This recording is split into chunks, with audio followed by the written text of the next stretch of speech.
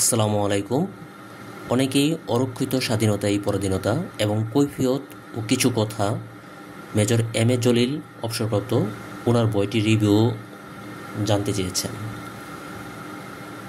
তো এটি আমরা সবাই জানি মেজর এম এ জলিল ছিল বাংলাদেশের মুক্তিযুদ্ধের সময় উনি ৯ নং সেক্টরের একজন সেক্টর কমান্ডার হিসাবে ছিলেন। আমরা বেশিরভাগ সেক্টরেই দুজন করে সেক্টর কমান্ডার দেখতে পাই।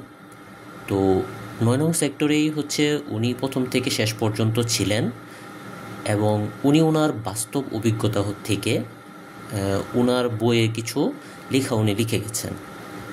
বাস্তব অভিজ্ঞতা বলতে উনি যেহেতু মুক্তিযুদ্ধের সাথে জড়িত ছিলেন এবং আপনারা সবাই জানেন হয়তোবা যে উনি মুক্তিযুদ্ধে যোগদান করার পূর্বে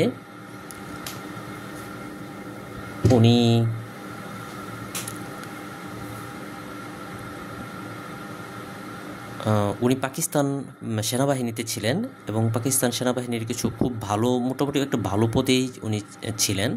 তো ওইখান থেকে ওনার মায়ের অসুস্থতার কারণে উনি দেশে চলে আসেন এবং কিছুদিন পরেই উনি মুক্তিযুদ্ধে যোগদান করেন এবং ওনার প্রত্যক্ষদর্শিতায় উনি কিছু বাস্তব অভিজ্ঞতা তুলে ধরেছেন। ওই সময়ের রাজনৈতিক যে দলগুলো ছিল ওই দলগুলোর অবস্থা সম্বন্ধে তুলে ধরেছেন এবং স্বাধীনতা সংগ্রামে যে হিন্দু মুসলিম একসাথে হয়ে যুদ্ধ করেছেন এই বিষয়টাই তুলে ধরেছেন। কারা ওই সময় মুক্তিযুদ্ধের কিছু বিরোধিতা ছিল ওই বিষয়গুলো তিনি খুব সুন্দরভাবে তার বইয়ে তুলে ধরেছেন এবং স্বাধীনতার পরে যে উনি আরেকটা পরাধীনতার ভয় ছিল সেই ভয়টার বিষয়ে উনি খুব সুন্দরভাবে তুলে ধরেছেন। যেই আশায় বুক বেঁধে স্বাধীনতার যুদ্ধে মানুষ ঝাঁপিয়ে পড়েছিল সেই স্বাধীনতাটা প্রকৃতপক্ষে মানুষ বুক করতে পারছে কিনা সেটা নিয়েই কিন্তু উনি প্রায় স্বাধীনতার এক যুগের ওপরে বইটি লিখেছেন এবং ওইখানে উনি সামগ্রিকভাবে বিষয়গুলা তুলে ধরেছেন। আমার কাছে লেখাগুলো কিছুটা নিরপেক্ষই মনে হয়েছে, তবে আমি কোনো মতামত দিতে চাচ্ছি না এই বিষয়টাতে যে ওনার কথাই সর্বসম্মতভাবে গৃহীত বা এই বিষয়গুলো বলতে চাচ্ছে না, কিন্তু এই বিষয়গুলো আসলে আপনার চিন্তা শক্তিকে আরও সুদৃঢ় করবে। মানে আসলে আমরা যখন এক পক্ষ কোনো কথা থেকে আমরা কোনো কথা শুনি তখন আমাদের কাছে কিন্তু ওই কথাটাই ভালো মনে হয়, ওই কথাটাই মনে হয় শ্রেষ্ঠ।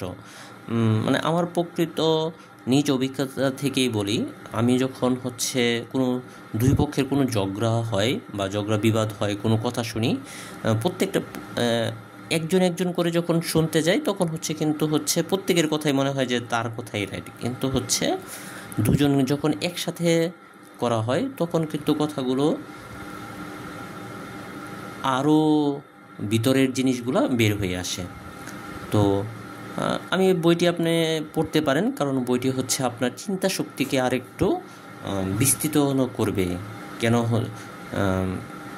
বিস্তৃত করবে এবং আপনি নিউট্রাল ওয়েতে চিন্তা করতে পারবেন। আপনি এক পক্ষে কোনো চিন্তা করা থেকে নিজেকে রক্ষা করতে পারবেন।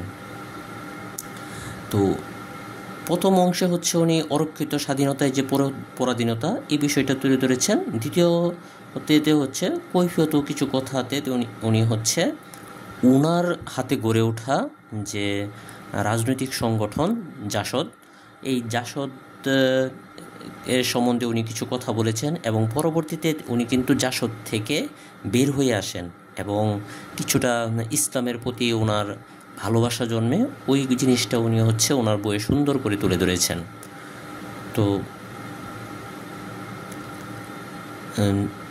আশা করি বইটি পড়লে আপনার জন্য ভালোই হবে। আপনার একজন যে মুক্তিযুদ্ধের কাছ থেকে আমরা যখন কথা শুনি আমাদের কিন্তু অনেক কিছু জানতে পারি। তো উনি তো একজন সেক্টর কমান্ডার ছিল, মুক্তিযুদ্ধের একজন সেক্টর কমান্ডার ছিল। তো ওনার কাছ থেকে আপনার কথা শুনলে হয়তো বা ওনার লেখা বই, ওনার নিজের হাতের লেখা বই, এই বইটা থেকে আপনি অনেক কিছু জানতে পারবেন বলে আমি আশা করি। ধন্যবাদ।